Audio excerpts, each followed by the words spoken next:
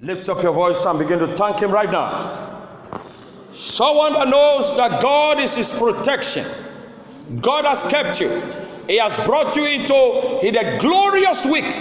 Lift up your voice and thank him. What a glory to have brought us to the end of the month. From the beginning, he has covered you with his feathers. Today is the time to give him praise and thanks again.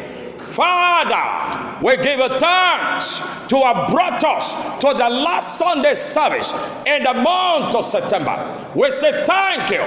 Thank you, Lord. Thank you. In Jesus' name we have prayed. When Solomon served other gods, he lost the stool of Israel to a stranger. In the places of ascension of the throne, you must belong to a rural family. But when you serve other gods, God is angry with you and your entire generation. And 10 tribes of Israel out of 12, 10 was taken out of the hand of Solomon and given to Jeroboam, a man that knows nothing about royal house. When you serve other gods, you have mortgaged your part on the earth to a stranger. Your generation has lost out. And when the son of Solomon took over the stool of Israel, only 2 tribes were left for him. 2 out of 12. When a man scored 2 out of 12, he has failed. You fail your generation by serving other gods. Whatever protection they gave you, you have failed to serve. You have lost the throne to a stranger. And Jeroboam was a common laborer who knows nothing. But 10 tribes was given to him. Because God is the giver of power. In Psalm 112, the Bible said in verse 1, he said, blessed is the man that feareth the Lord, that delight greatly in his commandment. His seed, his own seed, shall be mighty upon the earth. The generation of the upright shall be blessed. Wealth and riches shall be in his house, and his righteousness shall endure forever. Hear me today. The poverty most people are facing is because their father served other gods, and their wealth has been given to someone else. Hear me clearly. The idol you are serving, you are mortgaging poverty to your children. Because the generation of the upright, he said they shall be blessed. Wealth and riches, they don't struggle. David served God, so Solomon became the richest king. What did he do to be rich? David served God. The wealth went to Solomon. When you serve God, your wealth go to your children. When you serve idol, poverty go to them. Come on, lift up your voice. Oh God, every idol in my life, come on, tell them to leave you now. Speak to them, because it will affect your generation. Speak to God now. Every idol in my life, I command them to be broken to pieces. Break to pieces. I will not leave poverty to my children. I will not leave poverty to my generation. It is wealth and riches, because I serve God. Wealth and riches shall be found, and I shall give to my children. Because a good man giveth his generation wealth and riches. Thank you, mighty God. In Jesus' name we pray. He said, a good man leaveth inheritance for his children. But when you are poverty, what inheritance do you give? You give them poverty. Lift up your right hand. From today, every idol, secret idol, open idol in your life, I cast their roots in the name of Jesus. Because this is not just for you, but for your generation. I decree you will never leave poverty for your generation in Jesus' name. Father, we give you thanks. In Jesus' name we pray. Give Jesus a big clap of prayer and be seated. The theme of this assembly is perfecting holiness in the fear of the Lord. 2 Corinthians chapter 7 verse 1. And our teaching series will be looking at the few saved, part 4. The few saved, part 4. The few saved, part 4. This is the last of the series.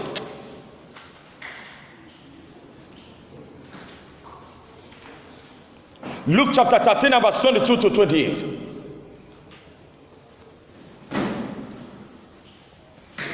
The few saved, part 4. Luke 13 and verse 22 to 28. And he went through the cities and villages, teaching and journeying toward Jerusalem. Then said one unto him, Lord, are there few that be saved? And he said unto them, strive to enter in at the straight gate. For many, I say unto you, will seek to enter in and shall not be able. And verse 25, he said, when the master of the house is rising up and has shut to the door, and ye began to stand without and to knock at the door, saying, Lord, Lord, open unto us. And he shall answer and say unto you, I know you not whence you are. Then shall ye begin to say, we have eaten and drunk in the presence, and thou hast taught in our street. Verse 27. But he shall say, I tell you, I know you not whence you are. Depart from me, all ye workers of iniquity. There shall be weeping and gnashing of teeth when ye shall see Abraham and Isaac and Jacob and all prophets in the kingdom of God, and you yourself thrust out. Are there few that be saved? The answer is, strive to enter in at the straight gate. To strive to enter in at the straight gate means to contend with resistant forces in this world that stand against you. To contend with resistant forces that are standing against you. Jesus said, many are say unto you, we seek to enter in and shall not be able. Because these many shall allow the resistant forces of hell to capture them and shall hinder them entrance into the straight gate.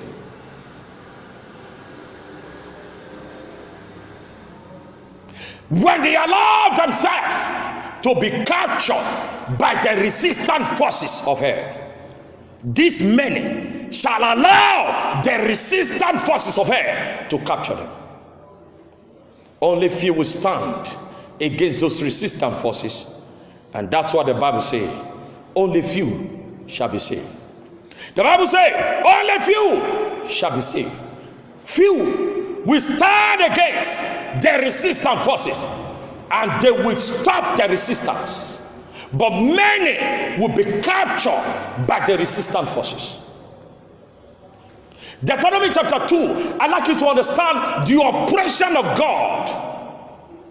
Even when God has given you eternal life, you have a responsibility of contending with the enemy to sustain that eternal life. God will not come down, but he will engrace you by the power of the Holy Spirit. You have a responsibility because you are a creation of choice. Your choice is what God respects. You are not robots. In Deuteronomy chapter 2, and we are going to read verse 24 to 25. The children of Israel, on their way to the promised land, they met resistant forces. They had to contend to gain entrance into the promised land. They met resistant forces and they had to contend with it. Their job was to contend. God's job was to empower them, and their choices will be honored by God. Deuteronomy chapter 2 and verse 24. Let's read quickly now. Verse 24. Come and read, everyone. Rise up, take your journey. Deuteronomy chapter 2 and verse 24. Rise up, take your journey, pass over the river Arnon. Behold, I have given into the hand Sihon the Amorite, king of Heshbon, and his land. Begin to possess it and contend with him in battle. I gave the land already, but there is a responsibility you have to do. You have to contend with Sihon the Amorite in battle. If any man tell you that Christianity is without a battle, you have lost the battle before you start it. Even in your own little family, there is a battle you have to fight. And verse 25, he said, this day will I begin to put the dread. This is not God at all. This is his own responsibility. He will do. He said, this day I begin to put the dread of thee and the fear of thee upon the nations that are under the whole heaven. Who shall hear a report of thee and shall trouble and be in anguish because of thee. That's the responsibility of God. But your responsibility is to contend. God's responsibility is to put your fear. So before you arrive, they are shaking in their trousers. They are already shaking. Their defense have left them. All you needed to do is to mount courage and take the enemy by the bull of the horn. No man with eternal life will get to the straight gate without contending. If you refuse to contend, your eternal life will be snatched away from you. To possess the straight gate lane, we must contend with resistant forces in battle. We have to contend with everyday resistant forces. You go to the market, you meet resistant forces. You go to your bank to collect your money or to save, you meet resistant forces. In your offices, resistant forces. You are asleep, resistant forces. You have to contend with them in battle every day. Until Jesus will ask you, it is time to leave the world. In 2 Corinthians chapter 11 and verse 23 to 28, Paul spoke about the resistant forces he encountered. The resistant forces he encountered in life. And yet, Paul overcame every one of them and was declared more than conqueror. I pray that in the name of Jesus, everyone hearing the sound of my voice, you'll be declared more than conqueror in the name of Jesus. I can't hear your weak amen. In 2 Corinthians chapter 11 and verse 23, the victory is already determined. Jehovah has determined the victory, and the victory is to your advantage, because greater is he that is with you than they that are with them. He has put his own dread. Imagine if God Almighty has to fight, who shall be the winner? And he said, I will arise upon thee, I will put my dread upon you. As you go around, he said, every hole, every cage, every houses under heaven will begin to fear you. The winner is those who stand with God. Here Paul in 2 Corinthians chapter 11 and verse 23. He said, are they ministers of Christ? I speak as a fool. I am more in labor, more abundantly, in stripes, above measure, in prison, more frequent, in death often. Of the Jews 5 times receive I 40 stripes, save one. Thrice was I beaten with rod, once was I stoned, thrice I suffered shipwreck. A night and a day I have been in the deep. And in verse 26, in journeys often, in perils of water, in perils of robber, in perils of my own countrymen, in perils by hidden, in perils in the city, in perils in the wilderness, in perils in the sea, in perils among false brethren. In weariness, in painfulness, in watching suffer, in hunger and thirst, in fasting awful, in cold and nakedness. It said, beside those things that are without, that which cometh upon me daily, the care of all the churches. These are the things that came upon him. Every day Paul was going through these things. He went through this thing in his life. These things were resistant forces. They were there to discourage him. Many of the forces know they can't bring you down, but they come to discourage you. That's what Jesus said to Joshua chapter 1. He said, you have to mount up courage, because Satan will shoot arrows of discouragement. When you are feeling discouraged in that marriage, it is a resistant force to make you enjoy your marriage. When you are feeling discouraged about your ministry, it is the resistant forces that the enemy is releasing. You have to stand and be courageous, because greater is he that is in you. How do you say to your father that you got to university and at 200 level you were just discouraged because a lecturer, he wears short knickers to the theater, and then you got discouraged and then you quit? You must be the most foolish person that ever lived. What has your life got to do with another? You are all called on separate places to function. Another man's deed should not affect you in getting to where you are going. Where you are going, he said, let that mark be on your face. Let it be where you focus. My focus is on the finish line, not who is clapping and who is wooing. When you look at those who are clapping and those who are wooing you, you will never get to the finish line. Focus on the line where you are going. The perils of water never stop Paul from going where you are going. Peril means danger. Danger or shipwreck, day and night. They never discourage him.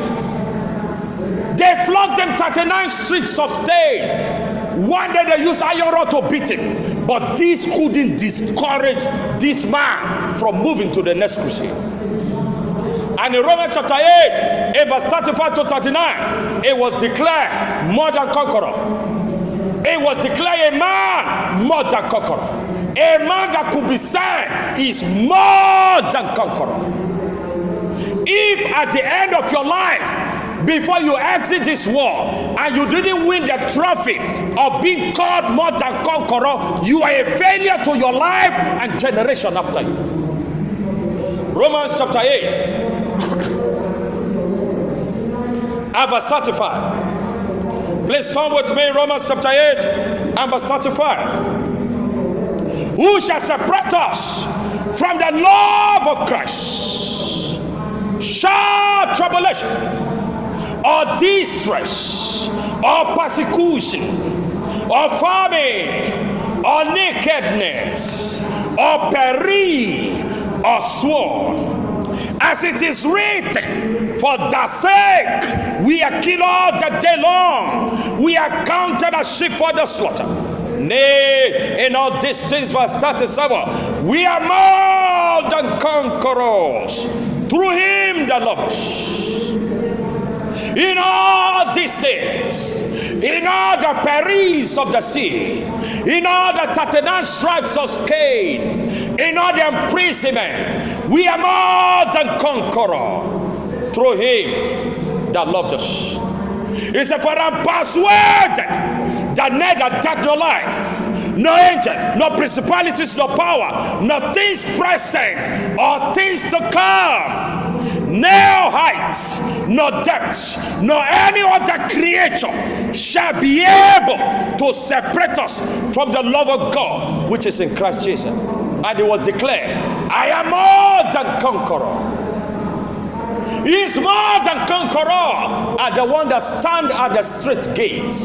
They are forces to contend with, forces of discouragement. And he mentioned them: persecution, tribulation, peril, sword, famine, nakedness. Any one of these forces that can resist you, you have lost your eternal life. You have none left for you. Your eternal life is given to you, but not without contentment. You have to contend with the devil.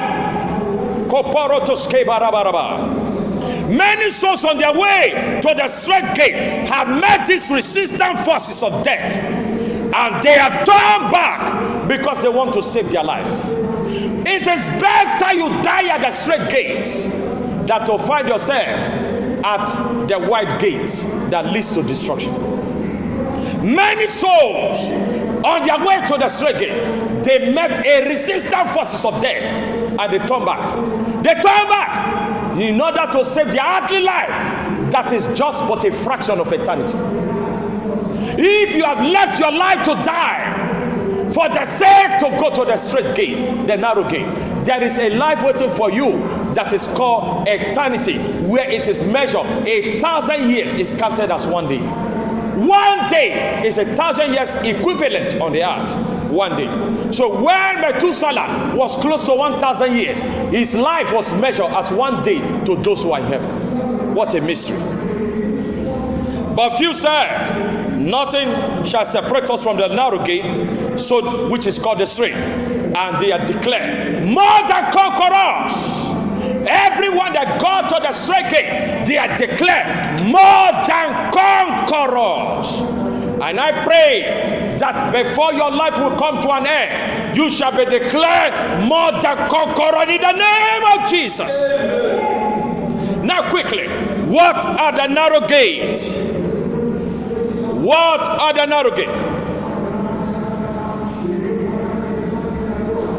What are the narrow gates?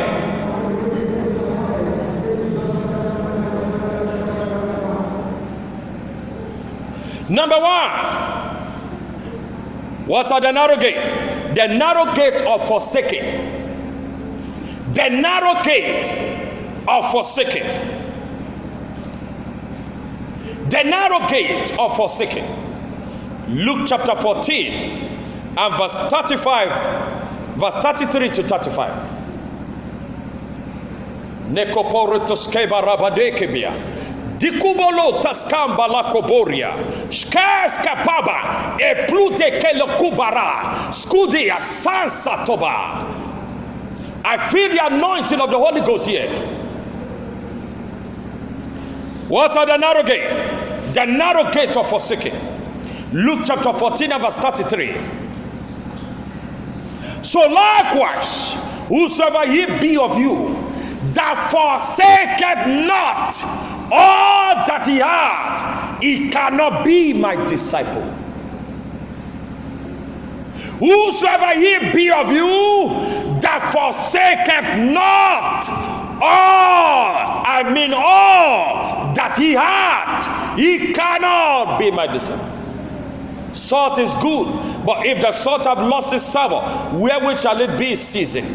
It is neither fit for the land, nor yet for donkey, but men cast it out. He that hath ears to hear, let him hear. Whosoever ye be of you, that forsaketh not all that he hath, he cannot be my disciple. Those that cannot forsake all that they have for the sake of God's kingdom cannot be called the disciples of Christ. Hear me today. One of the conditions to enlist a man to be a disciple of Christ is that man should be having ability that he can forsake everything and follow Jesus. Not some things. If you forsake 90%, you are not his disciple. Rapture will take place. You will not go with him. The Bible says, whosoever be of you that forsaketh not all. The condition is all. All. Submitting. All means total without a remainder. If you have 3 oranges in your hand and you have to give all, it means 3 oranges gone and nothing left in your hand. But if you have given 2 and 1 is left, you have missed the condition. You cannot become a disciple of Christ. We have a man in scripture, Saul of Tarsus. It was part of the ruling, the religious class of his time. Saul of Tarsus was part of the religious class of his time. He was the part of the ruling religious class of his time. He was called a Pharisee. Saul, who later became Paul, was a prominent member of his own sect. A prominent member of the Pharisee sect. He was used by the elders of Israel and the high priest to arrest and persecute followers of Jesus Christ. But a time came on his way to Damascus, he met Jesus Christ, and this man forsook all he had labored to build in the religious circle. All he labored to build, he forsook them and became a follower of Christ. And today, Paul is called a disciple of Jesus Christ. Today he has been lifted to be called not just a disciple, an apostle of Jesus. Philippians chapter 3 and verse 5. Circumcised the 8th day of the stock of Israel, of the tribe of Benjamin, and Hebrew of the Hebrews, as touching the law, a Pharisees. Concerning zeal, talking about himself, persecuting the church, touching the righteousness which is in the law, and blameless. And verse 7. But what things were gained to me, those I counted loss for Christ. What things were gained to me, I counted as loss for Christ. What thing was gained to me, I counted as loss for Christ. What he had gained, all his labor in life, was counted as loss. Acts 22 and verse 1 to 21, Paul spoke in defense of his action following Jesus Christ while he forsook the seat of the Pharisee sect. He had to speak about it. Acts 22 and verse 1 to 21. Men, brethren, verse 1. Men, brethren, fathers, hear me. My defense which I make now unto you. And when they heard that he speak in the Hebrew tongue to them, they kept them all silent.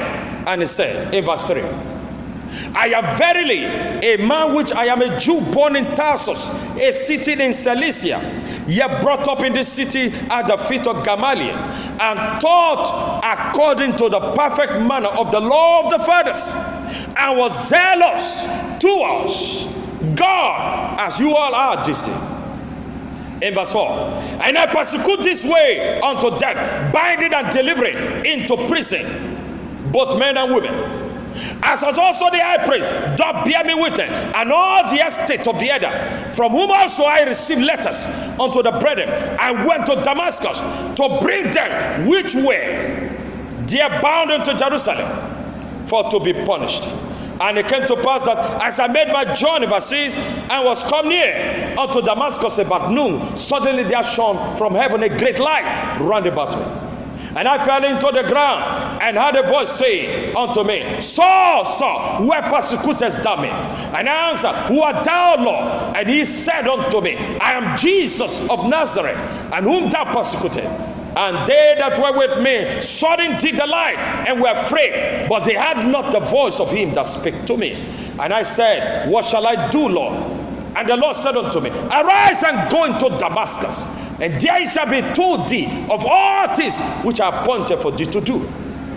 And when I could not see for the glory of that light, being led by the hand of them that were with me, came to Damascus.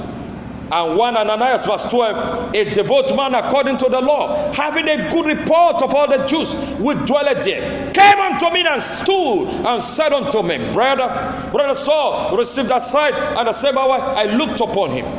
And in verse 14, and he said, The God of our fathers hath chosen thee, that thou shouldest know his will, and see that just one, and shouldest hear the voice of his mouth. And now, why tarriest? Verse 16. Why tarriest thou? Arise and be baptized, and wash away thy sin, calling on the name of the Lord. And it came to pass that when I was come again to Jerusalem, even while I prayed in the temple, I was in a trance. And I saw him say unto me, Make haste, get thee quickly out of Jerusalem, for they will not receive that testimony concerning me. And I said, Lord, they know that I am in prison and beat in every synagogue them that believe on thee. And verse 20, and when the blood of the martyr Stephen was shed, I also was standing by and consenting unto his death, and I kept the remnant of them that slew him.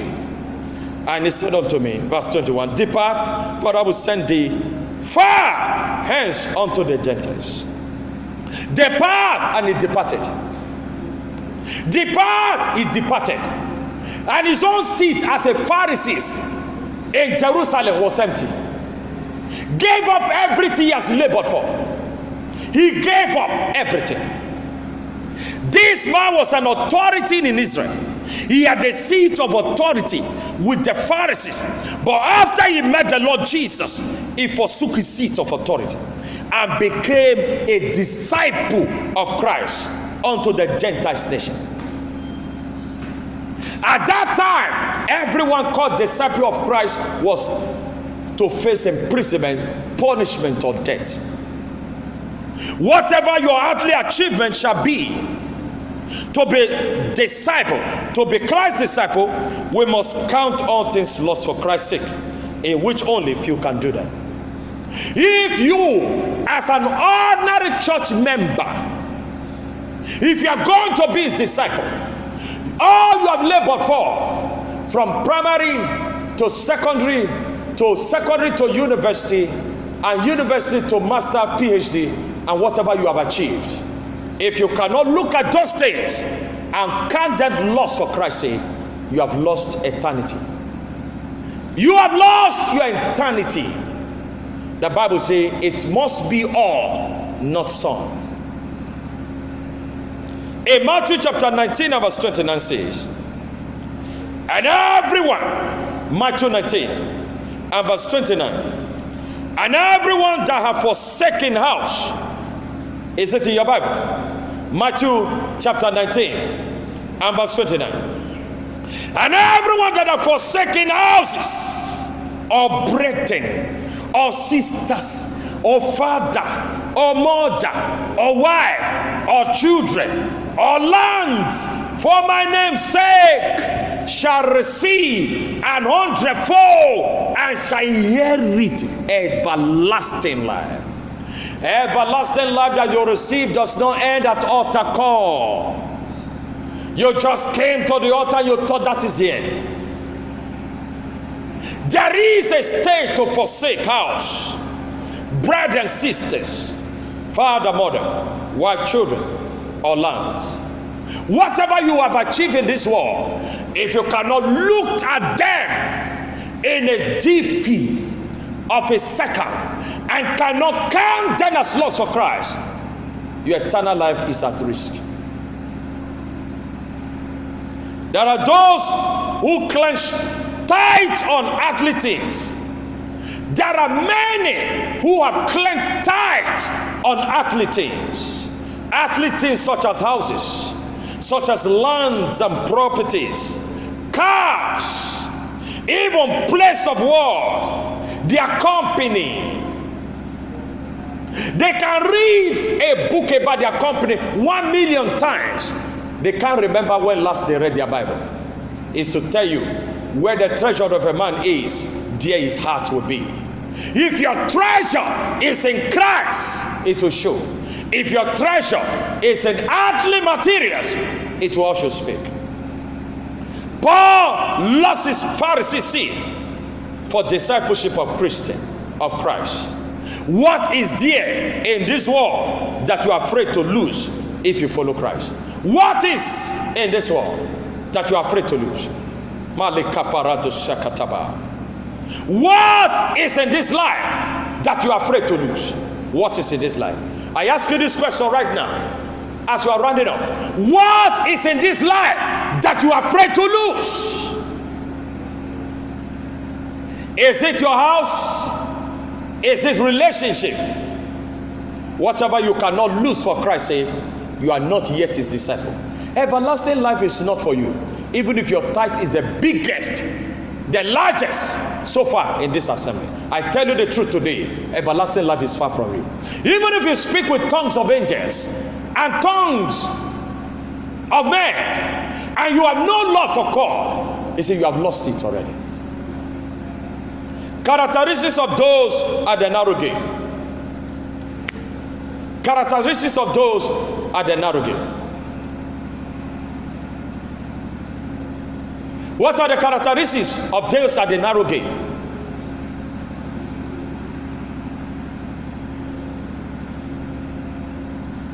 What are the characteristics?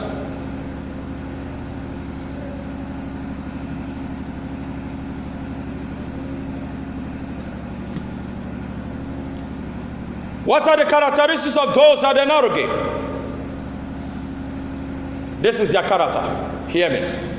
They count all things as dung.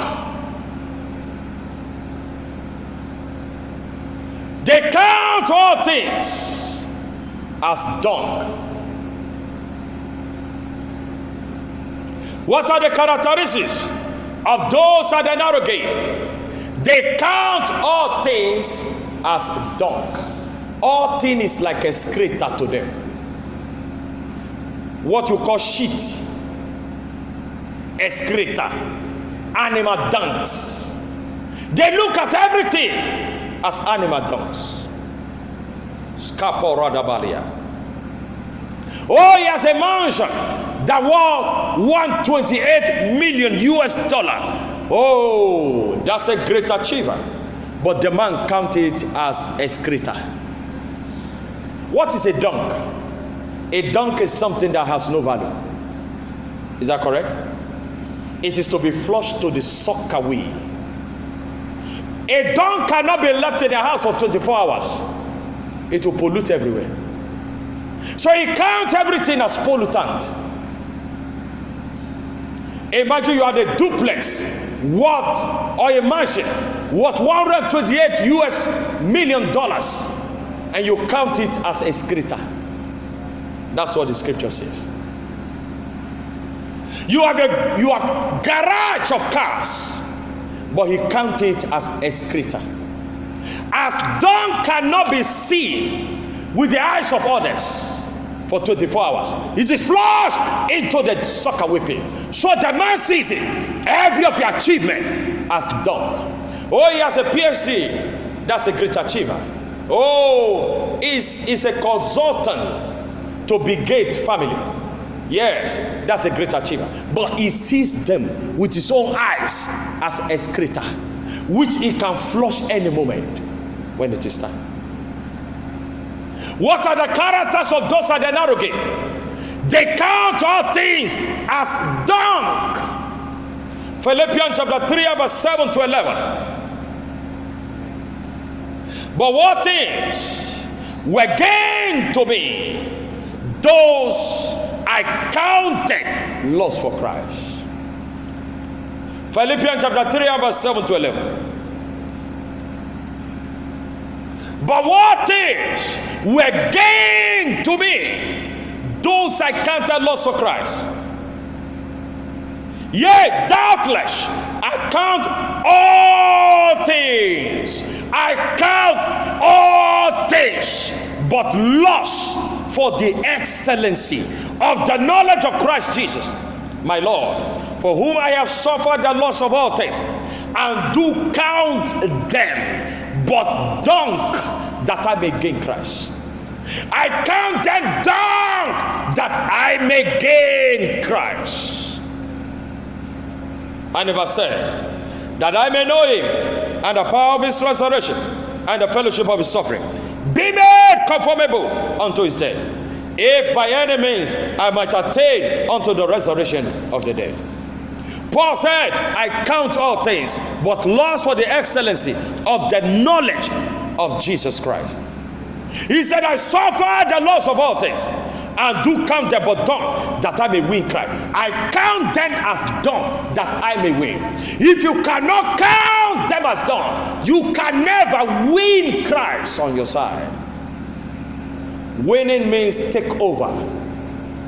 When a man is going to win in any race, he must have participated in athlete or in the game. You don't win without a participation. That I may win, that I may win. And this is the contest to win. You have to count all things as loss for Christ. If you cannot count anything, you cannot win Christ. Rapture will not come for you. In Hebrews chapter 11, we had a man here called Moses, who was raised in the palace of Pharaoh. He was raised in Pharaoh's palace. He was in Pharaoh's palace. He was called the son of Pharaoh's daughter. He was called the prince of Egypt. The throne was not far from him. But one day, this man counted every of his achievement, the prestige, the color, the whole thing that was around him. He counted it lost for Christ. Hebrews chapter 11 verse 24. By faith, Moses, when he was come to years, refused to be called the sons of Pharaoh's daughter, choosing rather to suffer affliction with the people of God than to enjoy the pleasure of sin for his sin, esteeming the reproach of Christ greater riches than the treasures in Egypt, for he had respect unto the recompense of reward. By faith he forsook Egypt, not fearing the wrath of the king, for he endured and seeing him is invisible. By faith. What is faith?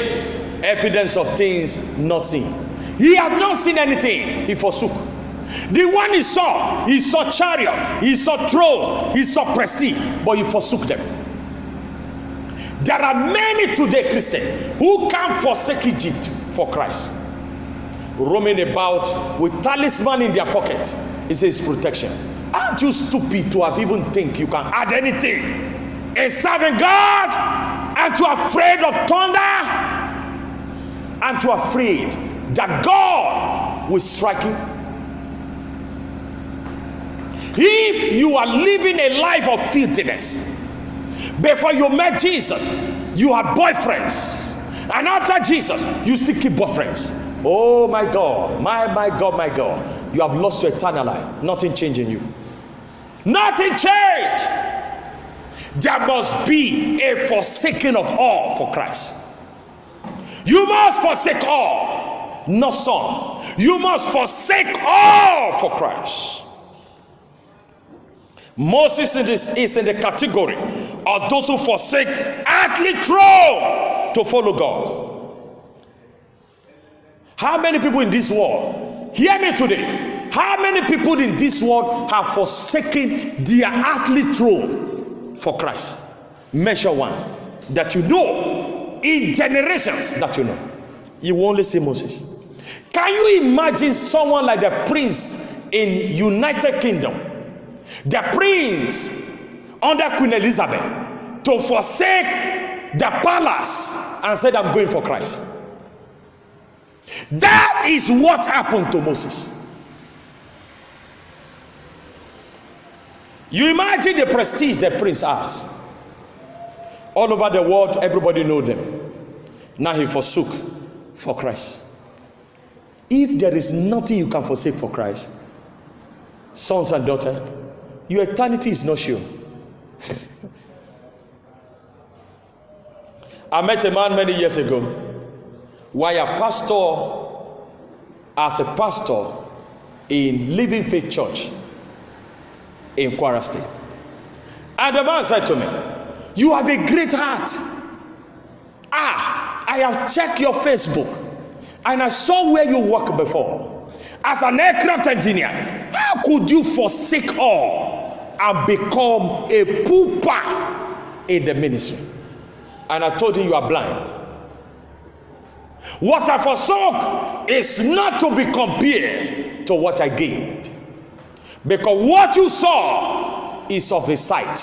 What is awaiting me, eyes have not seen it, ears have not heard, it has not entered the heart of a man, what God has reserved for them that love. Today, the name of that Pharaoh that ruled in that time is forgotten. But the name of Moses is eternity to eternity, remember forever. The name is remembered forever and ever, and ever and ever. Generations upon generation, it is forever. What you forsook is temporary. What you gain is eternal. Rise upon your feet. Rise upon your feet and pray. Mark chapter 12 and verse 30. And the Bible says, thou shalt love the Lord thy God with all the heart, with all the soul, with all the mind, with all the strength. He said, this is the first commandment. It is the first thing in everlasting life. In pursuit of eternal life, this is the first thing to do.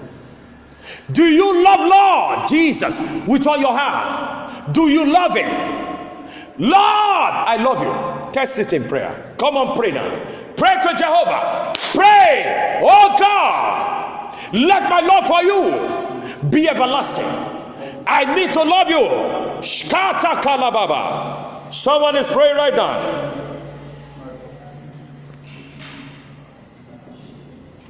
Open your mouth and pray.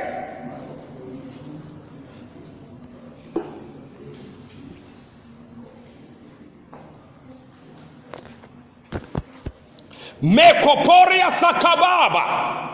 Meguratwa tambe lekoporia. Shkeske bora bambia kapara. Skobiria mabalata. Jagaratata. Reproteske baroka baba. Jegerua praba. Raboske bedi. Edanatulia takatakata. Jagarakata. Kuanka poria. Thou shalt love the Lord with all the heart. Lord, my heart is for you. Every fragment, every fraction of my heart be for the Lord, with all the soul, with all the mind, with all the strength. This is the first thing to do. Sheke pora pabalika pora dasata. Mekorobo skendele baba. Eske borata magarato skebe epalota katakata kuantele kubarata skoberea. Thank you, mighty God. In Jesus' name we are praying. Amen. Hear me clearly. Mark chapter 12 and verse 30. And thou shalt love the Lord thy God. Hear me. With all the heart, with all the soul, with all the mind, and with all the strength. This is the first thing to do if you are going to enter the narrow gate. I ask you this question before I pray for you. Can you figuratively tell God that you love him with all your heart? With all. With all. You are driving your car, and when you enter a portal, see the reaction that took place in you. You were angry. But when you heard that the name of Jesus is tempered in that church, what was your reaction? It is true that your heart for God is nothing but for bread and butter. Jesus said to them, he said, you are following me because you ate loaves of bread and you are full. Labor not for the meat that perishes, but for that which lasts for everlasting. Can you hear that they are beating your son on that street? And there will not be a reaction inside you. Won't you jump up with a boxer and say, my son, what is going on? You are ready to pounce on the person. But because of the love you have for your son. But you heard that the name of Jesus is being molested there. What did you do? You pass by stylishly and walk away. It is to tell you the truth. The love of God is not strong in your heart. And he mentioned 4 things. The heart, the soul, the mind, and strength. And strength. The strength you put in coming to church today, how was it? The strength they are going to put in going to work tomorrow is not to be compared. They are going to work tomorrow. They wake up 4 a.m. because they don't want the director of admin to mark that they came late. But they are coming to church. Time still there, Joe. You go to do prayer by now. Let me wait a little. Pastor used to preach at so time. I beg you, Joe. It's like the weather. Daddy, let me check the weather. It's like the weather is not good. Let us stay at home. But let the weather be coming with fire. You will enter your car. You are going to office. Can you see your love for God? I tell you the truth. This generation, there are only few that will be saved. And that's the topic. Only few shall be saved. Because their heart, their mind, their soul, their strength is not all for God. What their soul is is for worldliness. I want to be prominent. I want to be rich. I want to drive the best car. I want people to clap for me. That's what they are pursuing, not Christ. But someone forsook his throne to pursue. You cannot be on the same pedestal. If the heaven where Moses is, where he forsook everything, is where he is, and that's where you are going, with what you are doing, I mark you today as a pastor, you have no place to go. Lift up your hands as I pray for you. Every distraction of life that have made you to forsake Christ for the things of the world, I pray today, let there be eternal separation between you and the world in the name of Jesus. Amen. Whatever sit in your heart against the seat of Christ, the place that is meant for Christ, and you have given it to the world, I discharge the power of God into your heart, and I command the power of Satan, break in the name of Jesus. Amen. Thank you, Father. In Jesus' name we pray. Amen. It is done. For those of us who want to receive Jesus Christ as Lord and Savior, just lift up your right hand wherever you are, as wherever the sound of my voice is reaching now, and then you say this prayer after me. Lord Jesus Christ, I come to you as a sinner. Have mercy upon me. Forgive me of my sin. Write my name in the book of life. Today I know what it means to pursue eternal life. Is to forsake all and to follow Christ. Today I make up my mind to forsake all, like Paul did, like Moses did, like Jesus did, like all the 12 disciples did. I forsake all to follow you. I will not end like Judas. Thank you, Father. In Jesus' name we are praying. You pray that prayer, keep your hands lifted as I pray for you. You will never see shame in life. The eternity of eternity, it will be given to you. In the name of Jesus. Be blessed of God. In Jesus' name we are praying. Please give Jesus a big hand and be seated. Shout the biggest hallelujah! Lift up your hands and pray in the Spirit.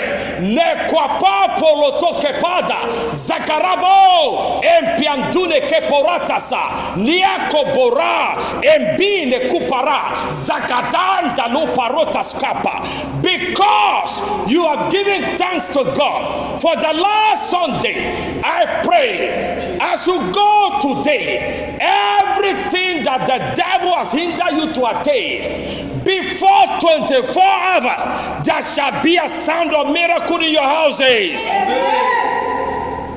Whatever he has hindered you to attain in this beginning of September to this last service, it's a better one that's been reserved for the last. Every last of the last, there is a wine that is reserved. Therefore, this day, I command the bottles of wine to be released as a miracle to every one of you in the name of Jesus. Amen. And the man, the governor of the occasion said, he said at the beginning, you should have served the best. And when men are drunk, they will bring the worst.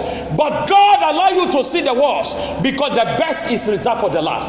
Therefore, every miracle that you desire, receive in the name of Jesus. Amen. Receive in the name of Jesus. Amen. Because you defy the laws of nature and you are here. You defy the heavens, the rain, the storm to be here. I, as a custodian of the house of God, I release the blessing of the Lord that maketh rich and add no sorrow. Therefore, every sorrow of your life, they are meted out in the name of Jesus. Be blessed in the name of Jesus. Be blessed in the name of Jesus. I have received the commandment to bless, and whosoever I bless remain blessed. Whosoever I cast remain cast. Every troubler of your life, I cast them with death in the name of Jesus. You and your generation, be blessed. Be blessed in the name of Jesus. Every Egyptian that is still pursuing you today, I open the Red Sea by the rod of Moses, and I command them and their generation to break their grave in the Red Sea in the name of Jesus. So shall it be. In Jesus' name we are praying. Are you blessed today? Come on, shout and bless. So shall it be. Look at somebody and give him surely goodness and mercy.